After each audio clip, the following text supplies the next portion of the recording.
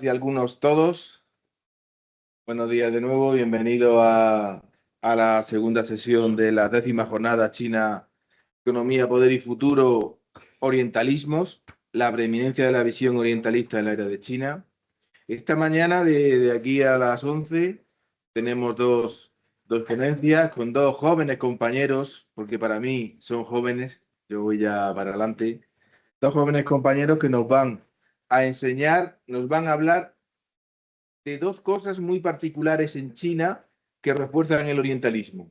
Por un lado, en primer lugar, tenemos a David Sevillano, procedente de la Universidad Complutense, que nos va a hablar sobre la mujer y el poder en China.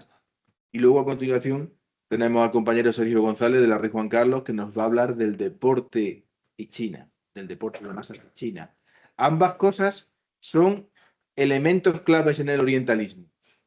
Por un lado, siempre os dije yo el lunes que la mujer es exótica, erótica, dócil. La mujer oriental siempre como un mito erótico para Occidente, siempre sumiso.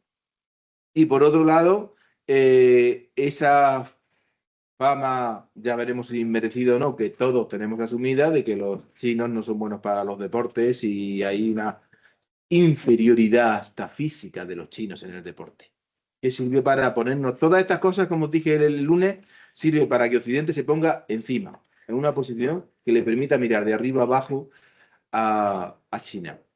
Bien, la primera persona que interviene hoy es el profesor David Sevillano, profesor de la Universidad Complutense de Madrid, miembro destacado del grupo de investigación en sinología de la Universidad Complutense. Aquí lo tenéis debajo, GISET, uno de los grupos más activos, más dinámicos y con más fuerza que hay ahora mismo en el reducido mundo de la sinología española y en español. Nos conocemos ya hace años, sobre todo gracias a nuestra común amiga, la profesora Consuelo Marco, a que quiero mencionar, que es una amiga de verdad. Y David es un joven profesor que estudia sobre todo, sabe cosas que es como saber alquimia, que es chino y estudia el chino clásico. Y os va a dar una visión muy buena sobre cuál es esa evolución de la mujer y el poder en China. Las mujeres que han, cómo se ve la mujer en China y cuál es su papel. David, muchas gracias por venir. Es un honor para Rey Juan Carlos, para mí, en concreto para Rey Juan Carlos, contar con profesores como tú en nuestra casa y todo tuyo. Muchas gracias, Raúl. Como ha dicho Raúl, muchas gracias por la presentación. Yo me dedico a cosas muy antiguas. Si lleva muerto menos de 1300 años, para mí es moderno. Como me dedico al chino clásico, yo me dedico fundamentalmente a cuestiones de textos muy antiguos. De lo que os voy a hablar ahora es de una cosa que está relacionada con la investigación que hago yo, relacionada con la mujer, pero no son mujeres precisamente sumisas. O sea, que el tópico del que os hablaba el profesor Raúl es un tópico y yo os voy a hablar de todo lo contrario, de las mujeres que mandaban y mandaban mucho. Tenían un carácter especialmente fuerte y algunas especialmente duro. Lo primero que hay que tener en cuenta con las mujeres, porque yo os voy a hablar desde la edad del bronce hasta ahora. ¿Cuántos minutos tengo? Pues hasta las 11, unos 40. A las 11. Vale. Es para ir ajustando porque si no me puedo pasar o no llegar. Bien. Hasta las 11 no, perdón. Hasta las 10. Vale, a las 10. Vale. Vale. Eso está bien. Si no sería una clase como en la competencia. Vale. Bien. Lo primero que hay que tener en cuenta es cuántas mujeres conocéis que estén gobernando en China. Actualmente no hay ninguna mujer. Independientemente de que hablemos de si Taiwán se le considera provincia, si le consideran país, ya no hay ningún gobernante femenino. Lo que hay son ministras y no hay tantas, ¿de acuerdo? Y eso se debe a una tendencia histórica que es bastante marcada dentro de la cultura china. Y es que desde muy pronto a la mujer se la tiende a apartar de lo que son las cuotas de poder, porque se asume que el poder es algo vinculado al lado masculino. ¿Habéis oído hablar del yin y del yang? El yin es el lado femenino, es el lado oscuro, es el lado interno, es el lado flexible, mientras que el yang es el lado rígido, es el lado masculino, el lado iluminado y sobre todo el lado externo. Lo masculino se considera, por Algunos dicen que por la propia fisonomía de los genitales masculinos, que son externos, frente a los femeninos, que son internos, pues lo que hacen con esa dicotomía es separar dos ámbitos. Es una racionalización muy simple, pero muy, muy antigua. Sirve para explicar cosas desde la edad del bronce. O sea, que nos remontamos a antes del 2000, antes de esta era. ¿Cómo avanza? La flechita, al lado del 1,25, no, a la izquierda, según miro yo. Ah, vale, aquí. Vale. Os he puesto un cuadro para la época de la dinastía, porque si no es un poco complicado seguirlo. Y hay que ver, las primeras manifestaciones escritas que hay son en la dinastía Shang, en el periodo de bronce. Entre el 1600 y el 1046 es la dinastía, pero la escritura, las primeras manifestaciones no aparecen hasta como unos 150, 200 años antes de que caiga la dinastía. ¿De acuerdo? Las manifestaciones escritas no son libros de ese periodo, hay algunos libros que hablan de ellos, pero lo que se nos han conservado del periodo son los llamados huesos oraculares, son los textos Chakuwen. No son todos oraculares, pero en el caso que os pongo ahí es un caparazón de tortuga, es la placa ventral que se utilizaba para la adivinación. Si os fijáis, esto que tienen aquí, estos puntitos, son marcas de una vara de bronce que se utilizaba, que se calentaba al rojo vivo, se presionaba sobre el hueso y el hueso con el calor se parte. Le salen unas grietas y esas grietas servían para hacer la adivinación. Los chinos de ese momento lo que hacían es que grababan en el otro lado cuál era la pregunta, en qué fecha, quién la hacía y si tenía o no si había tenido resultado o no.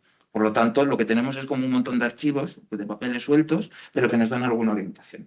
Y hay una muy curiosa, que es esta que tenéis en pantalla, que es una inscripción que se atribuye bueno, que se atribuye, no, que está datada en el reinado del rey Udin, que es el que más inscripciones tiene, y concretamente relacionada con su mujer, una de sus mujeres, la favorita, Fu Hao, que da pues la fecha. Dice, agretada el día Chasen, está dando la fecha exacta, Nan lo probó, Nan es el adivino. El parto de Fu Hao resultará feliz, su majestad, o sea, el rey, después de haber pronosticado, declaró, si da a luz día Tin, resultará afortunado, pero si da a luz el día Ken, será auspicioso.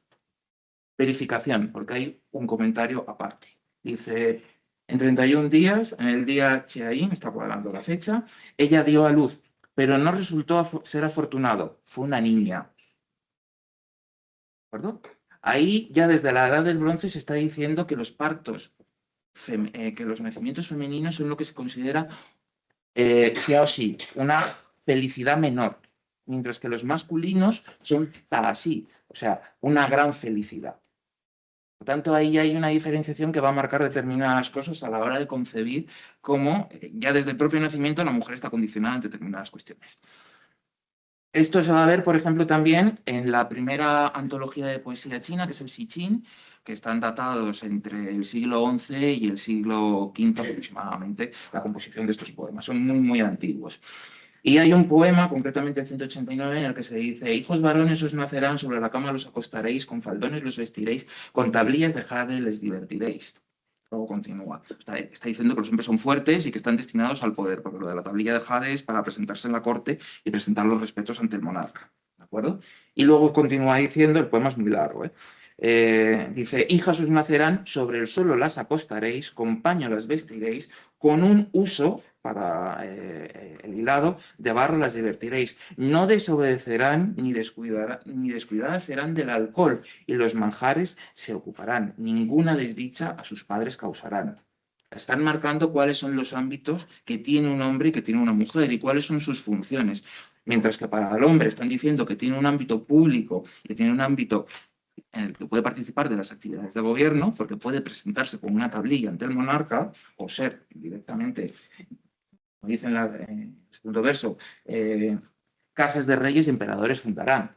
O sea, que son los que fundan las dinastías, los que fundan el Estado. Para las mujeres se las aparta.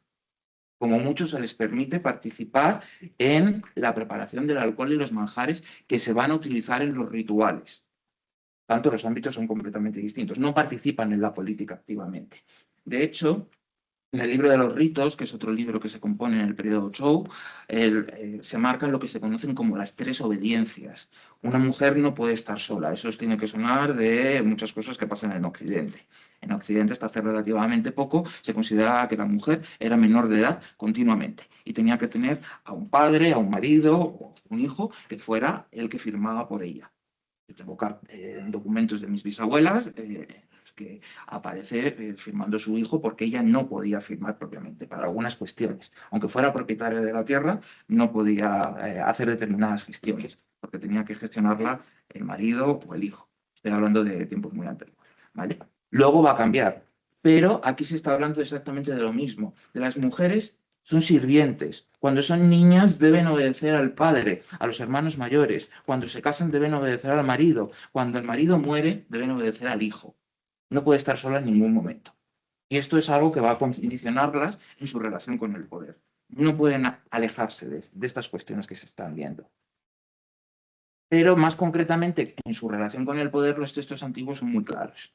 El primer texto que os he puesto, que es un texto del Shichi, que es una crónica histórica, dice: la gallina no anuncia el alba. Cuando la gallina llegue a cantar para anunciar el amanecer, esto solo podrá significar que la familia está condenada. Es una metáfora que utilizan los eruditos confucianos para decir que una mujer tiene que dedicarse a sus funciones y si las incumple y se mete dentro de las funciones masculinas, es el caos.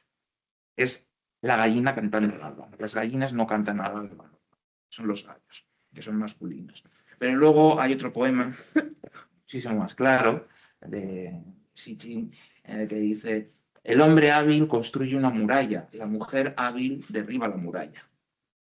La hábil y hermosa mujer es como una lechuza, es como un aguilucho. La mujer de larga lengua, o sea que siempre es lengua voraz, es un peldaño hacia la destrucción. El caos no baja del cielo, es la misma mujer quien lo creó. Porque el poema este no se refiere a algo general, sino que se está refiriendo a cuando la mujer interviene en la política.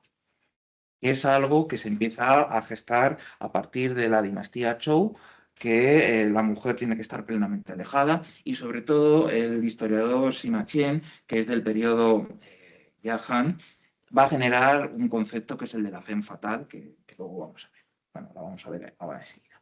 Por lo tanto, hay una serie de condicionantes en lo que son textos canónicos, textos que se consideran como fundamentales para la estructura del pensamiento y la filosofía china, que dicen que la mujer no está vinculada a determinados ámbitos. Y eso es algo que todavía hoy sigue marcando a las mujeres en China, para muchas cuestiones. Sima Qian, que es un historiador que vive en el siglo II antes de nuestra era, va a generar en su historia, que se remonta, él hace una historia de la historia del mundo, pero la historia del mundo desde una perspectiva muy china, y es remontarse al origen de los tiempos en el que los reyes míticos habrían fundado la civilización china y una serie de dioses habrían hecho una serie de cosas, y va avanzando en los periodos históricos hasta que llega a su tiempo real, el tiempo que él está viviendo durante el reinado de Han en el siglo II antes de nuestra era. Y una de las cosas que va a hacer es que para marcar los cambios de periodos, las periodizaciones históricas, las va a marcar por medio de lo que se consideran las femme fatales, las mujeres que llevan a caos. ¿De acuerdo? Basado directamente en este poema, va a decir que cada vez que hay un cataclismo es porque una mujer ha intervenido en el poder. ¿Hasta qué punto es verídico eso y hasta qué punto no lo es ya crítica histórica? ¿De acuerdo? Porque a día de hoy estoy muy claro que una cosa es lo que dice Sima Qian y otra cosa es lo que debió pasar realmente, porque Sima Qian es como el Heródoto de los chinos. Hay veces que habla y habla con mucho fundamento, pero hay veces que se inventa las cosas el hombre, que le llegaban de tercera o de cuarta oída. Los dos casos que sirven y de los que él habla y que fundamentan esa imagen de la femme fatale y que se va a reproducir a lo largo del tiempo son Tachi y Paoshi. Tachi, concretamente, que es la mujer del último monarca de la dinastía San, que muere en 1046 antes de nuestra era, se le va a equiparar con lo que se conoce en chino como un zorro de 9 colas, una hulichin. De hecho, a día de hoy, decir que una mujer es una hulichin es poco menos que decir que es una prostituta, ¿vale? Pero tiene las implicaciones de que es un poco bruja, es manipuladora, ¿de acuerdo? Porque una hulichin seduce al hombre y por el sexo le conduce a la desidia y a abandonar sus funciones. O sea, y absorbe su energía vital, yang, le debilita y la arruina, básicamente, porque es un ser semimítico, semidivino. Puede transformarse en cuerpo. Pues Atachi se dice que seduce a su marido, el último rey de la dinastía Shang, al rey Zhou, le induce a mal gobernar y a convertirse en un tirano y a hacer todo tipo de fechorías, porque ella es una Hulichin, según se va a decir luego en otros textos posteriores. Sima Qian no llega a decir que sea una Hulichin, pero dice que es lo peor de lo peor. Es una señora que es muy cruel y que le gusta divertirse viendo cómo la gente sufre. La siguiente va a ser Baoshi, de la que Sima Qian va a decir que es la mujer del rey Zhou de la dinastía Zhou y básicamente induce la caída de la dinastía Zhou occidental. Básicamente se la presenta como una mujer muy seria, no sonríe nunca y su marido, que está obsesionado con ella, quiere verla sonreír y solo consigue verla sonreír un día que se queman las torres de los vigías y acuden la nobleza caballeresca del momento a defender a su monarca. Como ve que la buena mujer se ríe, pues se dedica a quemar las torres de vez en cuando. Es el cuento de Pedro y el Lobo. Tanto lo hizo que cuando supuestamente pasó, de verdad, que hay una invasión de unos pueblos nómadas del norte, pues no acuden y la dinastía cae por culpa de ella, porque es la que ha inducido al monarca a comportarse de esa forma. Lo que pasó realmente es que el marido de la mujer del monarca, de la reina, digo, el padre de la mujer esta, vio que su hija había sido desplazada por esta amante, por esta concubina, y como ve que está perdiendo autoridad, lo que hace es aliarse con las poblaciones del norte y aliarse con una serie de nobles del periodo que están un poco descontentos, atacan y pero Sima Chen lo que hace es argumentar de esta forma diciendo que es que la culpa no es del rey, porque criticar al rey son palabras mayores, aunque lleve muerto 1000 años, pero criticarle es hacer una cosa que no se debe hacer. Por lo tanto, siempre se le critica de forma indirecta, o a través de sus ministros o a través de sus mujeres. ¿De acuerdo? Esta figura de la femme fatal va a pasar a la historia ya menos mítica, y la encontramos en figuras como Chao Feiyang, que es la consorte de un emperador de la dinastía Han, de la que se va a decir todo tipo de maldades, bailarina de baja estofa, seduce al emperador y lo que hace es ir matando a los hijos del emperador, provocando abortos a las distintas mujeres, y lo que hace de esa forma es que no tenga un hijo legítimo y se produce una crisis dinástica. A esta buena mujer la van a criticar de muchas formas, no solo los cronistas, sino algunos filósofos que le van a generar un libro que se llama Biografías de mujeres ejemplares, que es precisamente para criticarla. Te doy una retahíla de mujeres que son ejemplares, que no son como tú. Y como no son como tú tienes que aprender de ellas. Las críticas en China siempre son muy sutiles, ¿de acuerdo?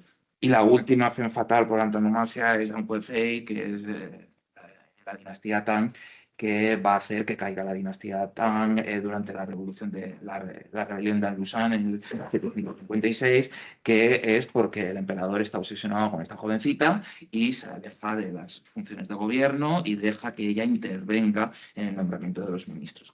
Se va a producir una rebelión y demás. Por lo tanto, la mujer está condicionada a este parámetro. Si interviene en la política, malo, porque va a haber caos. Y además se interpreta de esa forma, normalmente.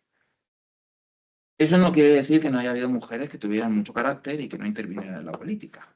¿De acuerdo? La primera forma de intervenir en la política que se conoce es por medio del ejército. ¿De acuerdo? Ya os he comentado que existe esta señora, Fu Hao, que dio a luz a esta niña, que fue poco afortunada, pero esta mujer, Fu Hao, es reconocida en la propia crónica de Sima Qian y los huesos oraculares que se conservan del momento, el general principal de su marido, del rey Udin. Esta mujer y muchos y algunas otras reinas durante la dinastía Shang, son capaces de tener ejércitos y liderarlos.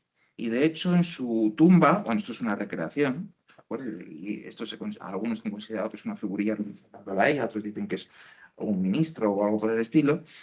En su tumba se encontró, porque es la única tumba real de la dinastía Shang que no ha sido violada, un hacha, yue, que es el hacha de mando.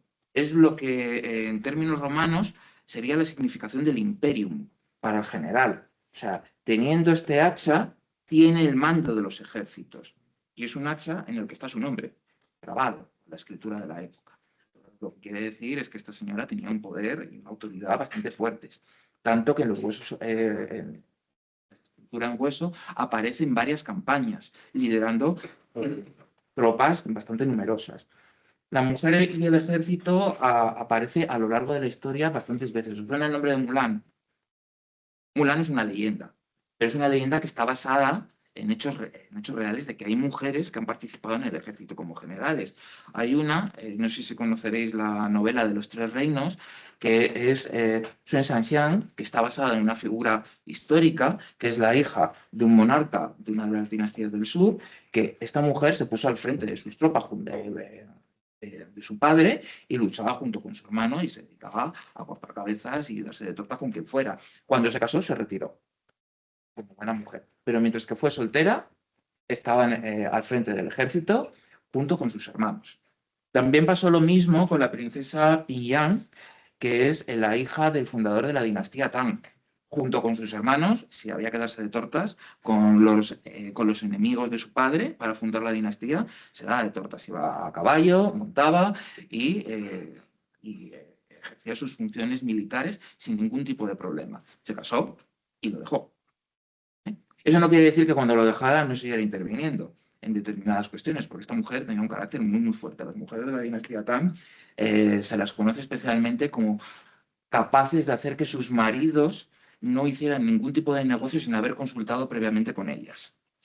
Y algunas princesas de la dinastía Tang se las conoce por ser especialmente celosas y darle muchos problemas y quebraderos de cabeza a sus maridos. Porque cuando había que imponerse, reivindicaban sus orígenes familiares como princesa y se tenían que llamar a papá, llamaban a papá para imponerse y la discusión se zanjaba. Es orden del emperador, mi hija tiene la razón. Por tanto, eran capaces de tener un carácter muy fuerte. Sabían cuál era su función. Pero, sobre todo, la relación que va a tener la mujer con el poder, y eso va a estar hasta el siglo XX, y no con el fin de la monarquía, el 12 de febrero de 1912, sino hasta ya bien avanzadas las repúblicas, la mujer solo tiene relación con el poder por matrimonio o por familia. Por matrimonio porque es la mujer de, y por familia porque puede ser la madre de. ¿De acuerdo? La figura principal durante todo el imperio, o sea, desde el 221 antes de nuestra era hasta 1912, se constituye en la figura de la emperatriz viuda. La emperatriz viuda que no tiene por qué ejercer ningún tipo de autoridad, pero puede ejercer el cargo de la regencia. Regencia es algo que hay también en Occidente, con un régimen monárquico, y el heredero del trono asciende a una edad temprana, tiene que haber alguien que gobierne por él, que sea el que sanciona. Igual que ha pasado, igual que pasó con María Cristina, que es la que hace la regencia de su hijo Alfonso XIII, Isabel II, pues lo mismo pasa con los monarcas chinos. ¿Vale? Hay que tener una regencia. Pero estas se dan teniendo en cuenta estos tres puntos. Una, y es que el monarca sea muy joven, demasiado joven. Otra, que el monarca se encontrara incapacitado, independientemente de su edad. Esto quiere decir que puede ser un adulto y que tenga algún problema de salud que le impida gobernar. O cuando el emperador que muere deja en su testamento que sí que puede haber una regencia femenina. Solo en estos tres casos puede haber una regencia femenina. Y son tres casuísticas que son muy amplias y las mujeres las utilizaron para muchas cosas cuando quisieran. Porque las mujeres no son sumisas en China, normalmente. Las mujeres suelen tener mucho carácter y cuando quieren se imponen. Otra cosa es que haya tópicos y que, como en todos lados, pues haya mujeres que no tengan un carácter especialmente fuerte, igual que hay hombres que no tienen un carácter especialmente fuerte, ¿vale? Pero en las cortes ha habido mujeres que tenían carácter, personalidades muy fuertes, sobre todo porque tener en cuenta que ese es un sistema en el que se practica la poligamia, en el que hay muchísimas más mujeres y todas compiten por darle el hijo varón al emperador. Eso es un nido de víboras en el que todas se odian, se sonríen, naturalmente, porque la cortesía china va lo primero, todas se sonríen, se dicen qué guapas son, ay, qué bien te queda la ropa, ay, cómo me alegro de verte, pero cuando se dan la vuelta, si pueden envenenarse o si se pueden apuñalar, lo hacen. Y las cortes chinas son especialmente peligrosas. Por lo tanto, quien llega a una cota de poder de este tipo tiene un carácter muy, muy, muy, muy fuerte, normalmente. O ha tenido mucha suerte. La primera emperatriz regente es la emperatriz Li de la dinastía Han y esta tenía un carácter especialmente fuerte. Una de las cosas que va a decir Sima Qian de él es que según en viuda lo primero que hace es que a su rival, a la favorita de su marido, lo primero que hace es que le corta la nariz, le corta las orejas, le saca los ojos y le corta las manos y los pies y le arroja una pocilga y la llama cerda humana, en venganza, porque la había desplazado. ¿De acuerdo? Eso es una exageración, posiblemente no pasara. Posiblemente lo que pasó es que se la cargara. Pero toda este tipo de decoraciones son muy típicas de los hombres porque las mujeres tienen que ser ladinas y tienen que ser crueles. Porque si no son crueles pueden ser virtuosas. Y si son virtuosas pueden ejercer el gobierno. Y entonces, ¿por qué las apartas? ¿No? Hay que soltar una serie de peroratas en las que cuanto más crítico se sea con esas mujeres, mejor. Bien, va a haber, aparte de esto, pues a la emperatriz Luis se le va a acusar de que deja el gobierno, mete en el gobierno a sus familiares, que son corruptos, etc. Pero va a haber una serie de textos durante este periodo.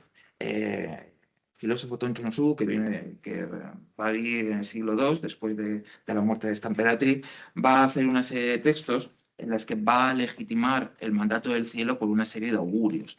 Y eso va a hacer que en la crónica de la dinastía Han, el Han Su, aparezcan textos como este. Durante el ascenso, su ascenso se está refiriendo a la regencia de la emperatriz Tuo durante el siglo II de nuestra era.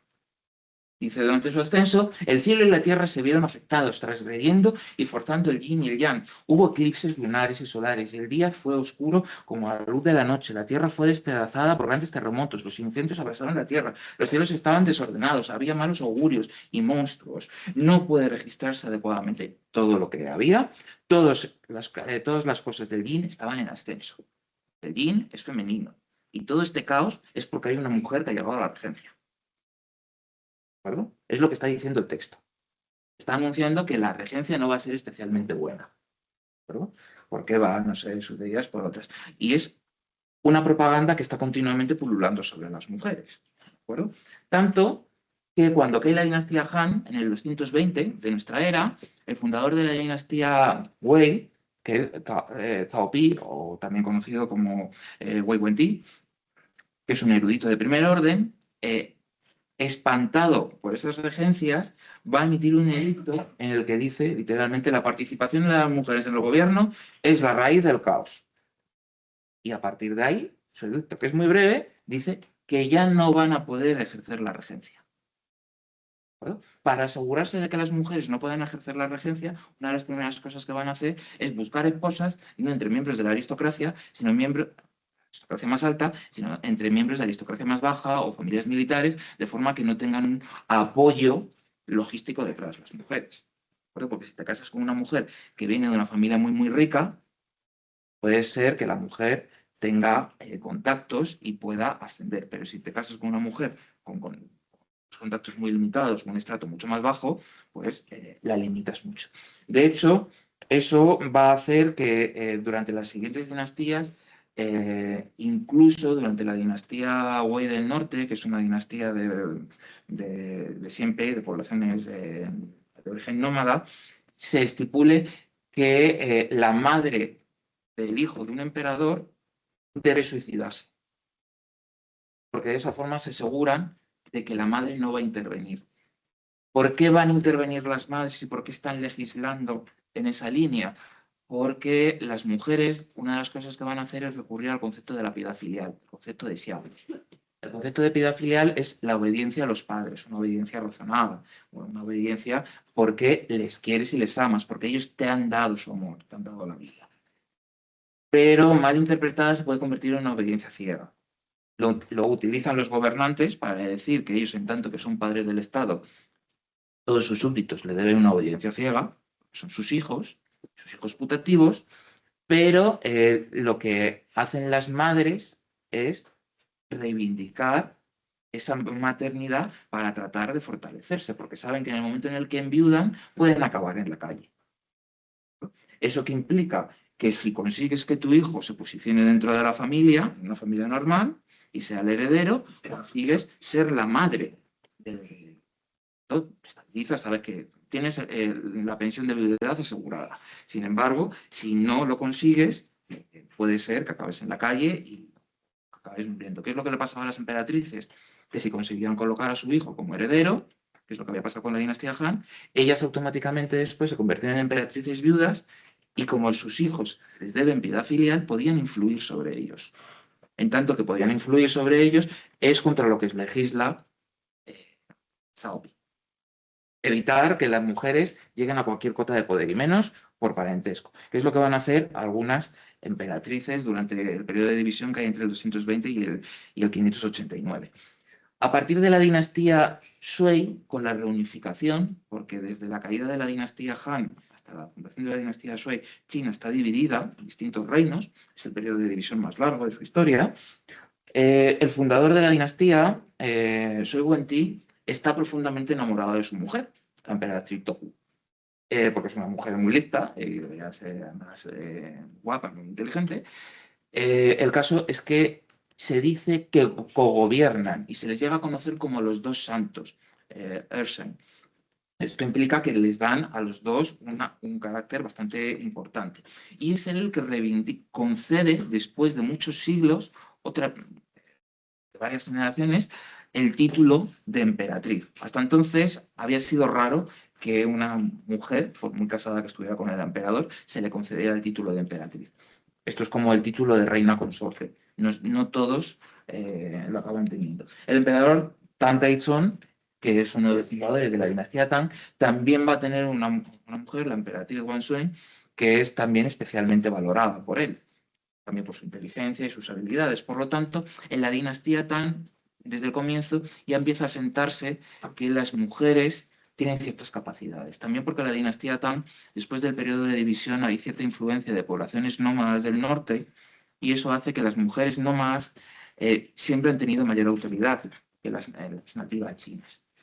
Por lo tanto, no es extraño que en esa dinastía aparezca la emperatriz Wu Zetian, que es la única que ha sido emperador de China.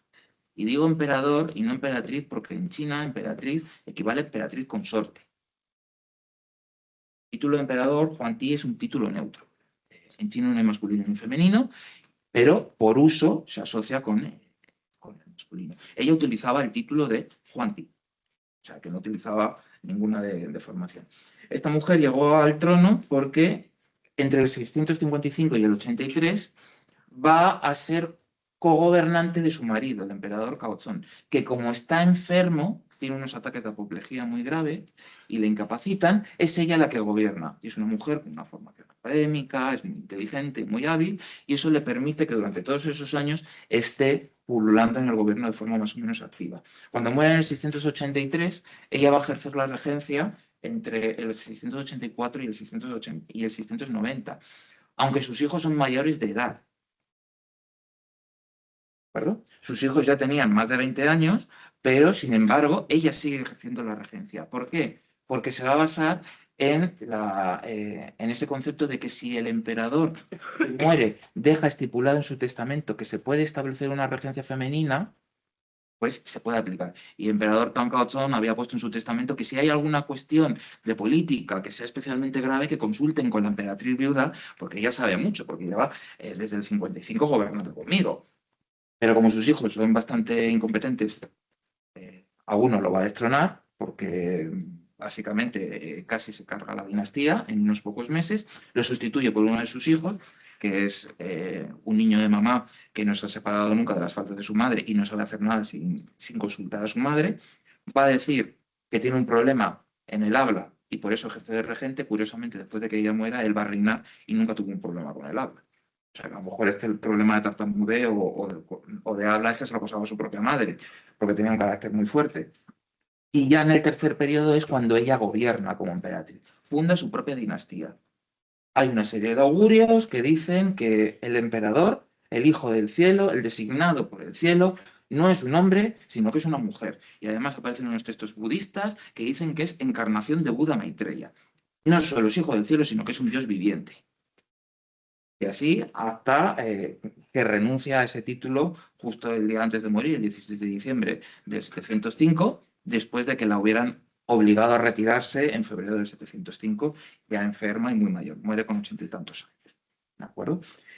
Esto llega porque tiene un carácter muy, muy, muy fuerte y es muy, muy inteligente. Esta mujer no llega al poder por triquiñuelas ni demás, sino porque es capaz de formar toda una filosofía del poder y una forma de gobernar muy particular que va centrada en ella. Ella va a decir que ella es la cabeza y sus ministros son sus extremidades y que el gobierno es un cuerpo único que funciona en función de la cabeza, ¿no? Escribe textos muy interesantes esta mujer. Pero después de ella se produce un problema y es que genera un mal recuerdo porque durante su regencia va a haber, se le va a acusar de todo tipo de crímenes, porque para poder llegar, pues hay que hacer una purga. Nadie llega al trono sin tocarle, sin haber hecho purgas, y ya hace purgas de ministros que no son especialmente leales o son especialmente traicioneros. ¿Cuál es el problema? Pues que también se le va a decir que va a tener una colección de amantes y se llega a decir que tiene incluso un harén masculino de hombres guapos, hermosos, y que en un texto se llega a decir que son elegidos por no solo por la belleza de su físico, sino por sus habilidades. Y no especifican especialmente cuáles, pero queda bastante claro por el texto. Esto va a hacer que durante la dinastía Tang desaparezcan las emperatrices, ningún emperador las va a nombrar, hasta la dinastía Song, que aparece la emperatriz Liu, que es una emperatriz que vuelve a encontrarse con un marido enfermizo, un niño que sube al trono con muy poquitos años y entonces tiene que ejercer una regencia. Y esta mujer tiene un carácter lo suficientemente fuerte como para imponerse y llegar a practicar hasta los rituales que debía practicar el emperador. Le sustituye, le suplanta. Y cuando llega a la mayoría de edad dice, lo siento, yo no me quito. Y está como regente hasta su muerte. Por tanto, va a sentar un precedente que los emperadores de la dinastía Song van a tratar de evitar. Las dinastías que se suceden después tienen un montón de regentes más o menos competentes, pero normalmente se las utiliza para finiquitar una dinastía. Las últimas regentes que hay en la historia de China son la emperatriz Xian y Cixi. Cixi es la última, la que muere en 1908, y es recordada de forma muy negativa, porque se va a asociar a ella todo el siglo de dominación china con los tratados desiguales, los problemas de la colonización occidental, la guerra sino-japonesa, por lo tanto deja un mal recuerdo. Y eso hace que cuando ella muera y la emperatriz Luan Yue va a ser la que firme el Tratado de Abdicación, el 12 de febrero de 1912, en la República las mujeres no sean especialmente valoradas. Eso quiere decir que no cambia absolutamente nada con la fundación de la República. De hecho, sigue exactamente igual. De hecho, ahí tenéis a una mujer que murió por defender la República y que al final no se la reconoció hasta bastante más tarde. Con la República se va a producir la fundación de la República como tal, hasta su división con la Guerra Civil. Lo que os encontráis es que las mujeres están directamente marginadas de la política, igual que habían sido durante el imperio, pero con el agravante de que al quitar una sucesión dinástica ya no hay forma de llegar. Por lo tanto, están descartadas completamente. Y las mujeres durante todo el siglo XX, tanto en la República Popular de China como en Taiwán, van a estar vinculadas única y exclusivamente por matrimonio. porque han sido mujeres de alguien y en tanto que han sido mujeres de alguien pueden llegar a cotas de poder. ¿De acuerdo? Las dos más destacadas son Qinling, que va a tener hasta el título de vicepresidenta y presidenta honoraria de la República, porque va a ser un miembro muy destacado, va a formar parte del comité que va a redactar la Constitución del 45, del 54, y al final se le concede una serie de títulos y honores, pero es única y exclusivamente porque es la mujer de Sun Yat-sen, que es uno de los héroes de la fundación de la República, porque ella no participa de forma activa en nada. De hecho, durante toda la guerra civil y la guerra sino-japonesa mantiene una situación de perfil muy bajo. ¿No? Simplemente se dedica a organizar pequeñas campañas de recogida de alimentos, de medicinas y poco más. Y un apoyo nominal al Partido Comunista. Jiang Qin, que es la esposa de Mao Zedong, es conocida como uno de la banda de los cuatro y es considerada una especie de segunda Wu Zetian, entre otras cosas porque ella trató de vincularse durante la Revolución Cultural, junto con la banda de los cuatro, van haciendo una serie de textos en la que tratan de rehabilitar una serie de personas en la historia de China, y entre ellas la emperatriz Wu Zetian. Dicen, no, es una emperatriz legalista que lo que trata de hacer es rescatar al Estado. Y ella misma aparece en algunos actos, no vestida de emperatriz, pero sí como teniendo una posición demasiado de poder justo cuando se están emitiendo estos artículos y estos textos. Y ahí los chinos, que irán muy fino, pues tienden a vincularla. Todo esto va a ser contraproducente, porque cuando muere Mao y en el juicio a la banda de los cuatro, lo primero que van a decir es actúas como y te querías ser una segunda Wu Zetian. Ella es una de las cosas que va a decir es que no, que ella era simplemente el perro de Mao y simplemente ladraba y mordía a quien Mao decía que tenía que ladrar y morder en el juicio. Escándalo, pero bueno, eso fue otra cosa. Después de esto, no ha habido tantas mujeres en el gobierno chino. De hecho, hay que esperar al siglo XXI para que haya alguna que no está por matrimonio vinculada cotas de poder, porque todo lo que había habido antes estaban vinculadas. Por ejemplo, la ministra Hui, que se ha considerado una especie de Margaret Thatcher a China, se la consideraba la dama de hierro, que fue la que metió a China ¿cómo se llamaba? En la Organización Mundial de Comercio. Luego, Sun Chunlang, que es también considerada otra dama de hierro 2 porque tenía un carácter especialmente fuerte. Esta se retiró en el 23, pero hay otras dos que tienen una posición que todavía se siguen manteniendo como ministras, pero que su presencia pública es mucho menos notoria que las otras dos. Estas dos han sido las últimas que han tenido algún peso. Wang Xiaoping y Shen Yiqing, que esta además pertenece a una minoría étnica, tienen un perfil bastante bajo dentro del gobierno, a pesar de que son ministras y su perfil es mucho más alto. Pero lo que ha pasado es que en la República Popular de China las mujeres pueden llegar a cotas de poder, pero normalmente no pasan de niveles de ayuntamiento o de zonas más limitadas, porque se tiende a vincular con lo que son cuestiones más familiares. De hecho, desde Xi Jinping se ha emitido un texto en el Congreso Nacional a finales del 23 en el que dice hacer un buen trabajo para las mujeres no solo está relacionado con su propio desarrollo, sino también con la armonía de la familia y la armonía social. O sea que desde Xi Jinping se está tendiendo a vincular a la mujer otra vez más a situaciones más vinculadas a la familia. Por lo tanto, las mujeres están teniendo menos presencia en el gobierno. Otra cosa es que las mujeres quieran, pero a nivel oficial es lo que está imperando. En Taiwán, por su parte, sigue otra línea completamente distinta, porque en China, en la República Popular de China, la mujer fue emancipada. Con la Revolución Cultural es liberada, hay una liberación de las clases oprimidas y se la libera a todo el mundo por igual. Y el debate está en qué rol tiene que ocupar en la sociedad, no en cuestiones de género ni nada por el estilo.